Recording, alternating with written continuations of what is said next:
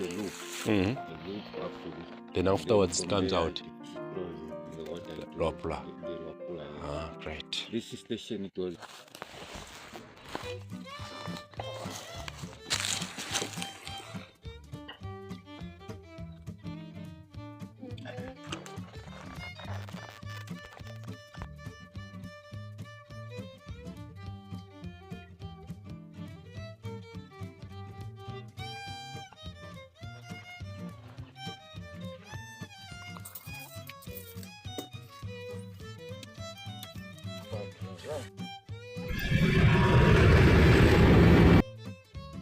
These were the proposals when they were just constructing. Yeah, you are right. 45, that's what I said.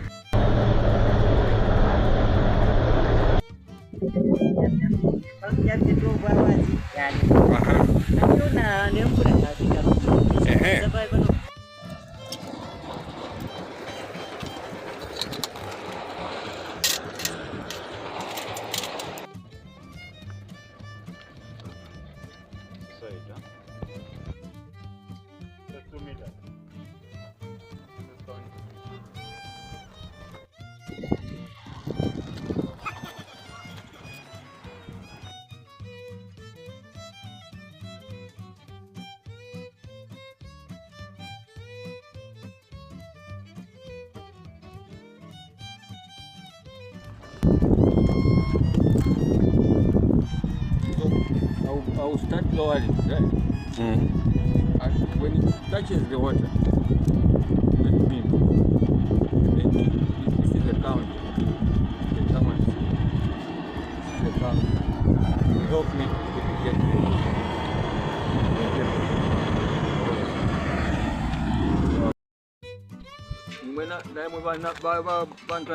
make sure that it's connected. Eh?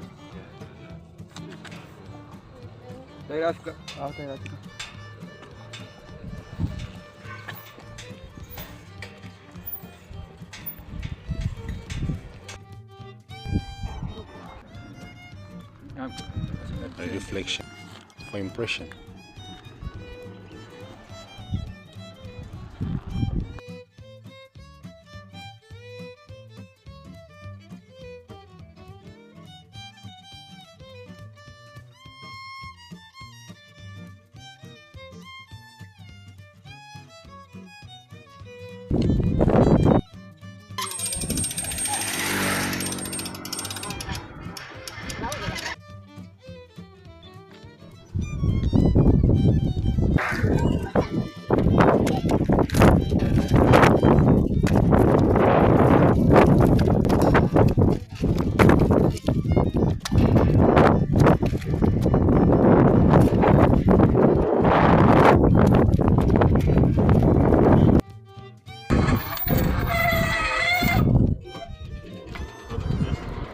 That's 1.6.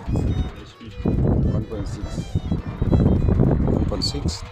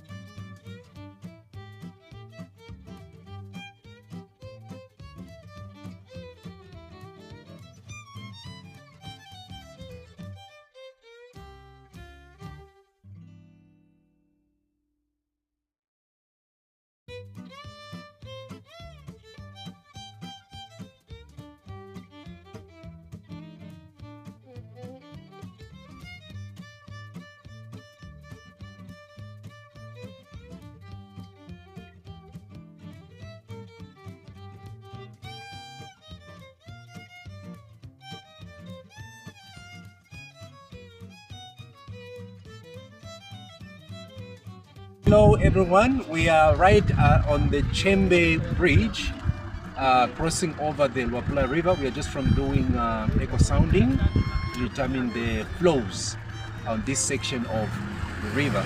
So you see, a natural resource that is not measured is either underused or abused. So we need to make sure that we know what is flowing and what is not flowing so that we can make more informed decisions. So we are basically just at the boundary of, on my right is Zambia and on my left is the Democratic Republic of Congo. Hello. Hey, so what are you doing here? Yes, Doc, how are you? I'm good. How are things? I'm doing good. It's been 2 hours of some serious physically and mentally engaging field work. What are you saying about the experience? What have you learned? This is a thrilling experience for me. Being it the first time being here on the Luapula province as well in the Luapula River Basin. Yes. Yes. So basically my study, I'm looking at water allocation for this particular basin. Great. I want to understand the water balance. How much of water supply do we have in this particular river basin? Yes. And how much demand with regards to the water users in this basin. So once we understand how much people need, or rather how much water the water users need in this basin, then we'll be able to tell the excess amount of water we have. Apart from that, it's going to help us also for planning purposes in the future, because we have factors like climate change that are affecting the pattern of rainfall, the pattern of temperature, and that has an effect on the water availability. Excellent. So in the next 50 years, 100 years, we need to know what will be in this basin. Will it be enough to suffice? Will it be enough in order to sustain the livelihoods of the people in this basin, as well as the other economic activities like agriculture, education, aquaculture, and even other form of investments that rely on water. Will this basin have that amount of water to sustain all these livelihoods? So we need to understand this now so that we plan ahead for the future. Right. So what's your next station? My next station is Kashiba. Okay, great. Gauge station, which is in Mwense district. Great. Which is equally on the Luapula River. Excellent. So we're going downstream to Kashiba.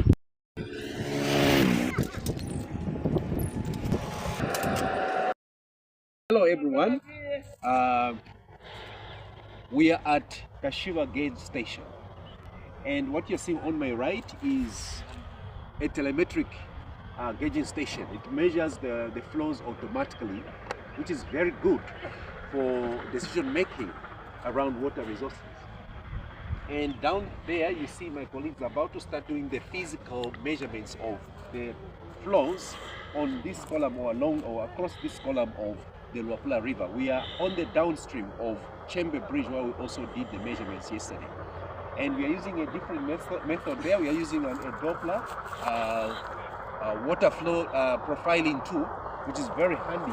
It will help us finish this cross section quite very fast and to save us time for another water resource. So what we are doing is to help determine how much water is available and then compared to the demand. And then if we know what is available versus demand, it's going to help us to make more informed decisions. So my colleagues will be entering into the water. Come with me. We have a representation of water. Also very important resources, and we are appealing to the people around this area to cherish these. They are not decorations.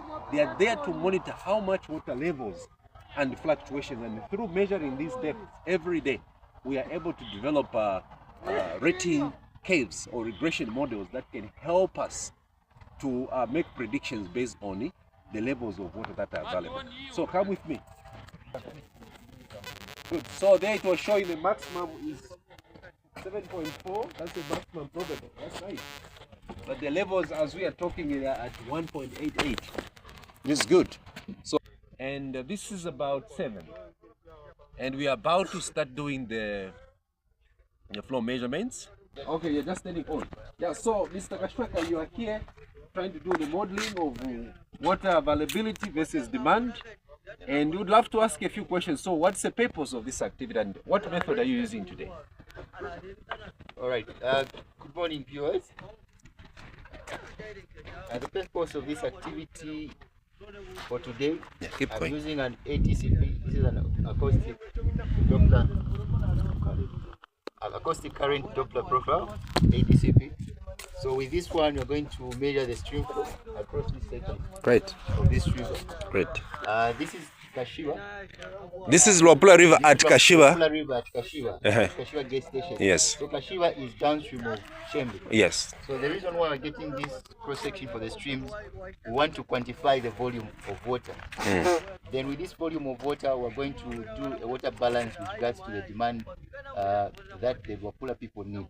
So this is going to help us to understand if there's any deficit in terms of water supply or there's excess for water supply. Great. So if there's excess, then it's good for us. Then we can even engage in other economic activities that need water as a driving force. Now, you already did the measurements upstream at Chembe Bridge. Why do it here at Kashiwa also, downstream? What's the purpose of the up downstream? What value is that going to bring?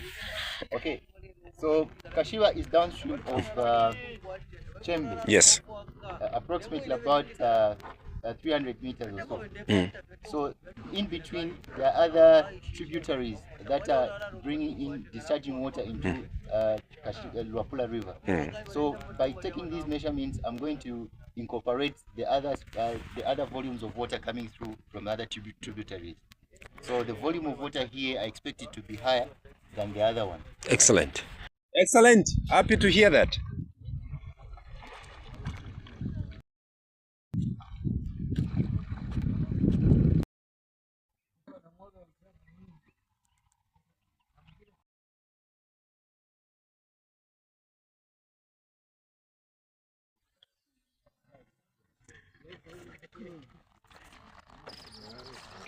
Mwapusha kupima? Mwasambira kwefinshu. Sambira. Sambira.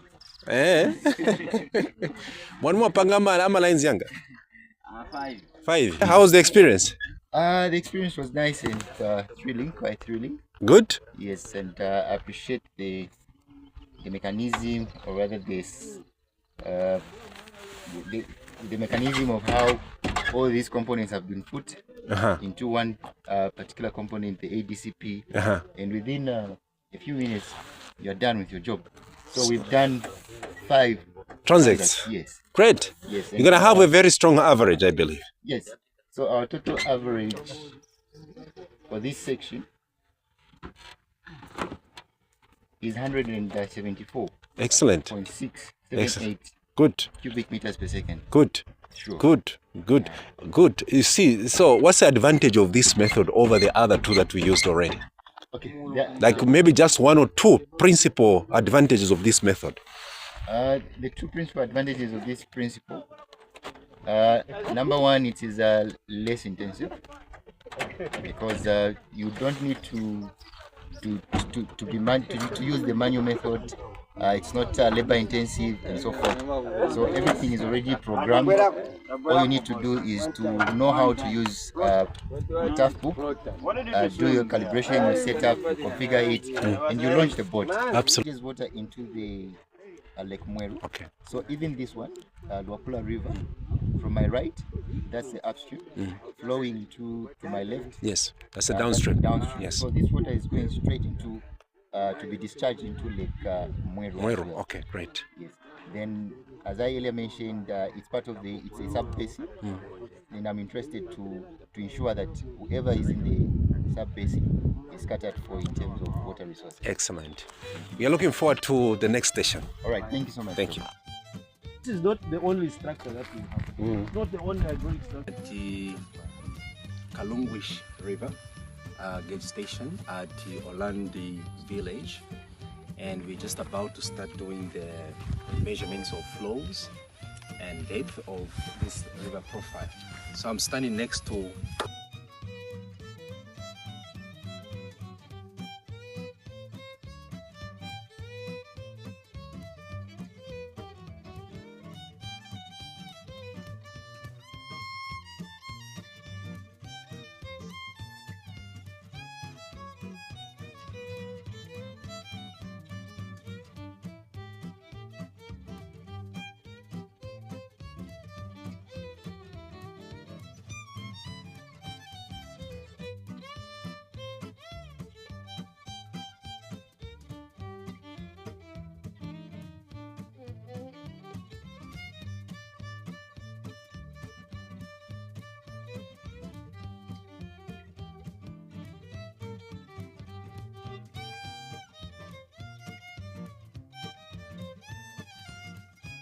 my working machine here, they will call the tough book, or rather my control machine here is the tough book. So I've connected already. So I'm just from configuring to check whether the connection is good and it is set. Good. So on the other end, you can see there's a blue light there. So signifying that Connection or communication is the there. communication is there. Perfect. Sure. Perfect. So now I need to input data, rather set up data for this place, Yes. so that I launch the profiling. Which specific data are you going to input?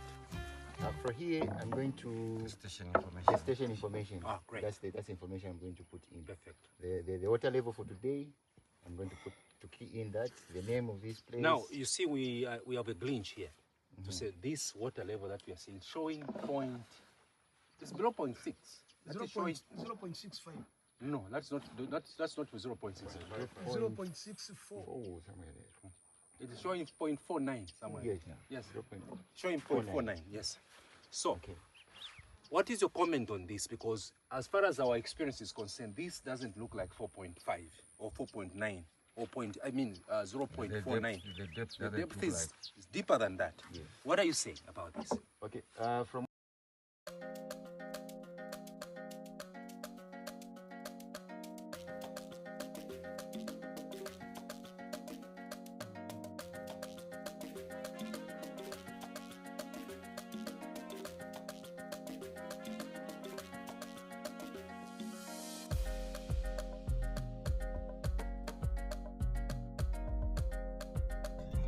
There, it's like, you know, it's painted somehow. Yes. Yes, it was being engraved by people, the ancient people who are the Bushmen. Yes. If you went closer there, you see. I'm able to see the paintings there. Yes. Yes. They were engraved by the Bushmen.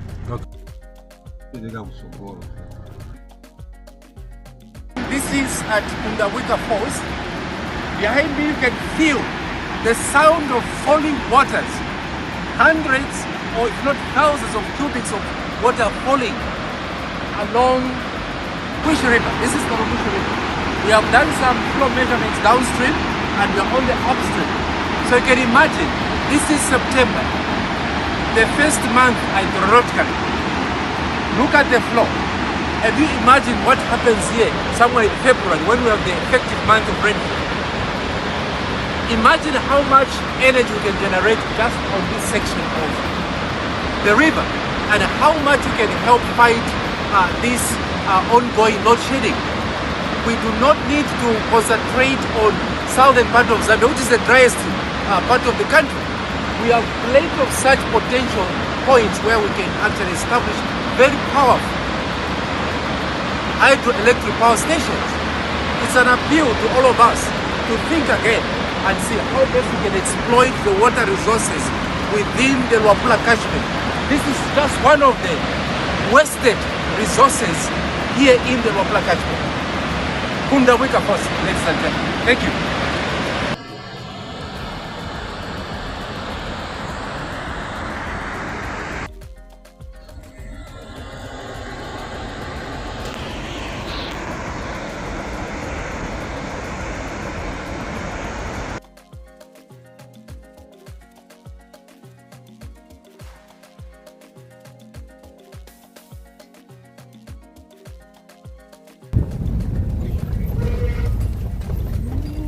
This is the Kalungushi River at Chimpembe.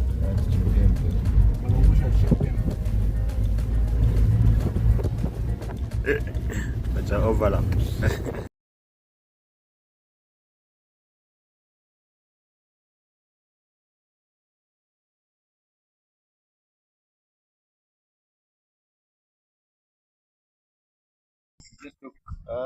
We're now upstream of Kalungushi River. Kalungushi Bridge at Chimpembe. That's where we are now. So, what are we trying to do now? Again, we already did the measurements downstream. Why are we doing it here? All right, so we are doing some measurements for the stream flows upstream of Kalungushi. Yes, so the reason why we're doing this again is because in between this gate station, Chimpembe, and the other gate station, Yes. Orlando, we still we have some streams that are contributing to the flow Yes. into the main river. Then apart from that, we can use this gate station to do a simulation, or rather to do a comparison with the other gate station. Yes. So when you have enough data here in terms of water levels and stream flows, and if the other gate station is lacking some components, maybe with some stream flows in certain years or in certain months, we can use a direct proportional using the catchment area ratio to quantify what stream flows are there.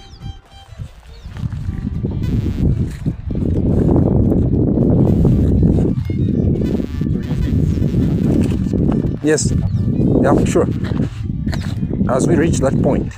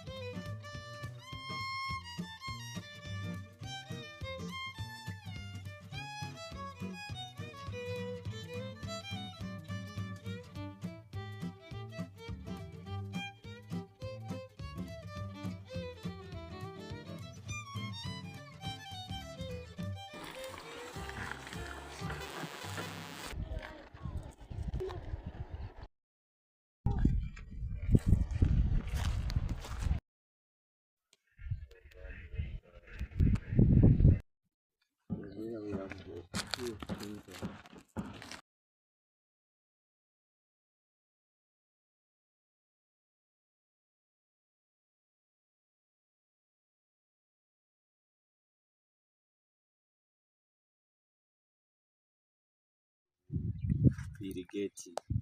So when you say, okay, for this crop, because there are certain crops which can even do well when you go for those sprinklers, yeah. But the others you can go for the rain gun in terms of the efficiency, like I said. So you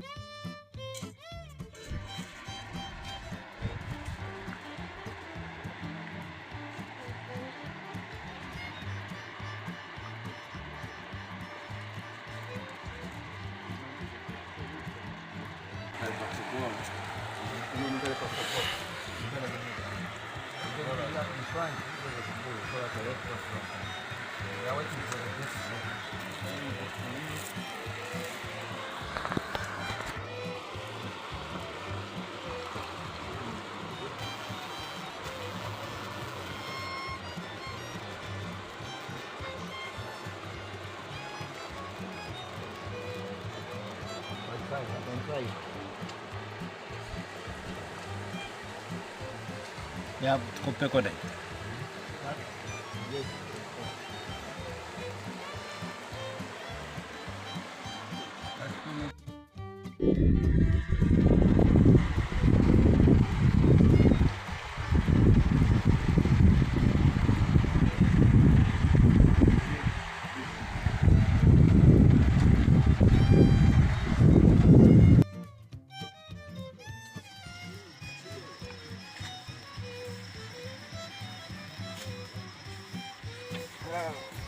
Yeah, pray, Francis. How was it? The experience was nice. Measuring the stream flow using the current meter Oh yeah. across Ngona River. So this one recharges into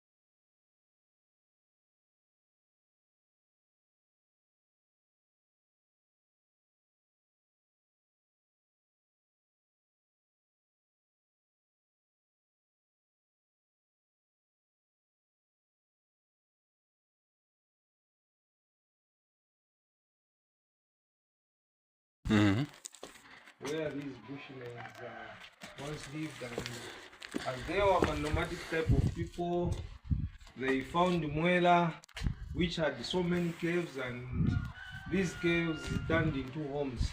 So as they lived here, they started doing their artistic works, which are the same paintings. So Mwela only has two types of rock art paintings.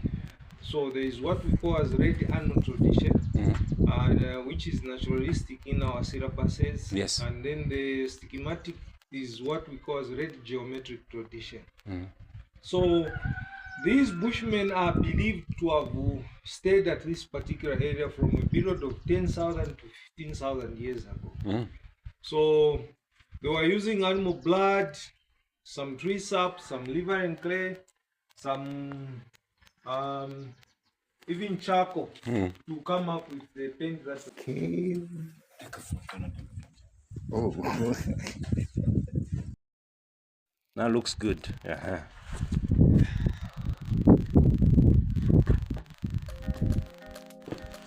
Francis, Hi, Doc.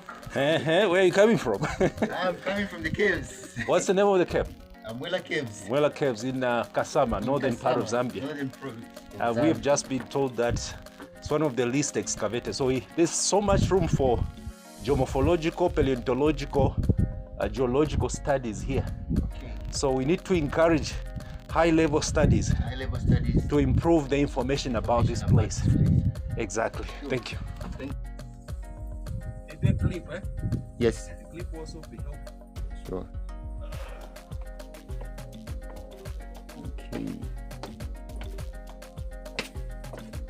Okay, we are just from the rooftop of the Mwela Caves. And we are now going to see the other side of the caves. And I think, as we earlier mentioned, there's so much to learn here. And there's so much that we can excavate. I'm seeing like the leftovers of the herbal, herbivorous buds. Yes, let's go.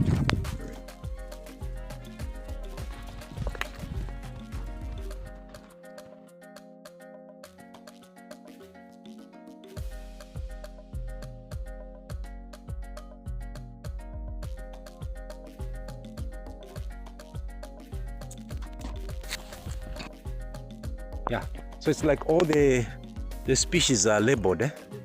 Yeah, so you can teach very practically instead of just learning from the textbook. You say this is how Mubanga tree looks like, and from the various areas that you have visited, Mubanga tree is being recommended highly for making some small canoes for paddling across the rivers or traveling and transportation and so on. This is Pericopsis angolensis.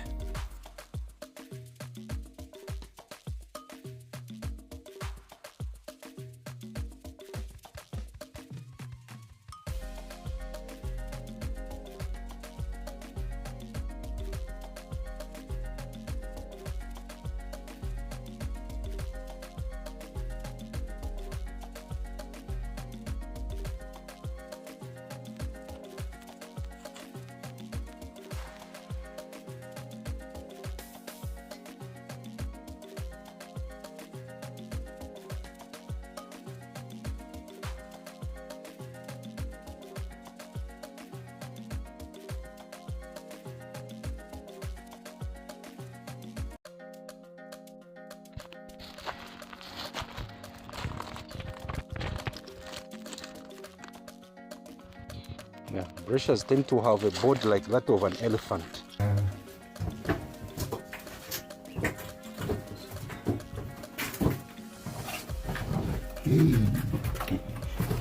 So we have been born You're being born. into the world. Yes. Interesting. Out of the tunnels at Mwela Caves. Yes. We have learned a lot of lessons that are full of wisdom, and so a lot of literary devices were being used by our ancestors. Quite interesting, and I think they are still applicable today. True. Some of those lessons are very applicable, where you bring people, and initially I never thought from a tortoise we can learn some object lessons for family. So it's very interesting. Our forefathers were really wise. Sure. Yeah, sure, thanks. Thank you.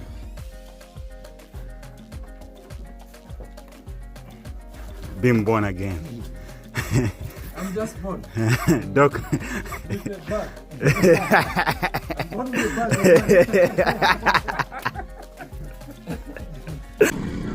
10K. Okay.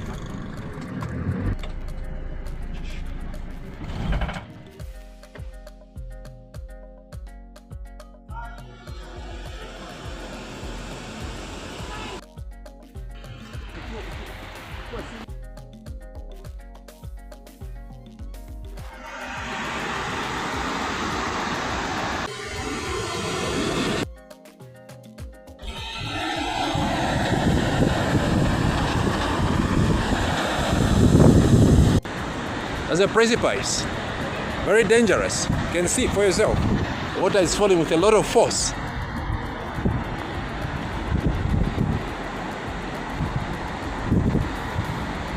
So along this cross section of the river, this is where we have all these natural phenomena that I have been showing you. The Kahela Rapids, the Mutumuna Force, and then finally the Mishimba Force. You can see for yourself, the water is now going.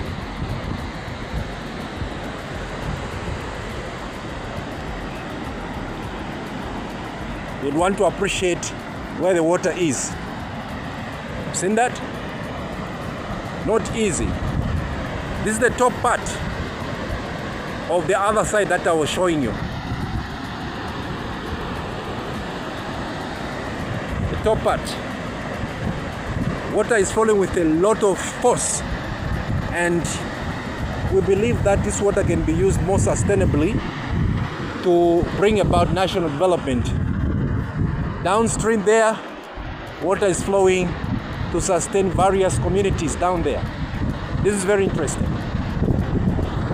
Up there, you see,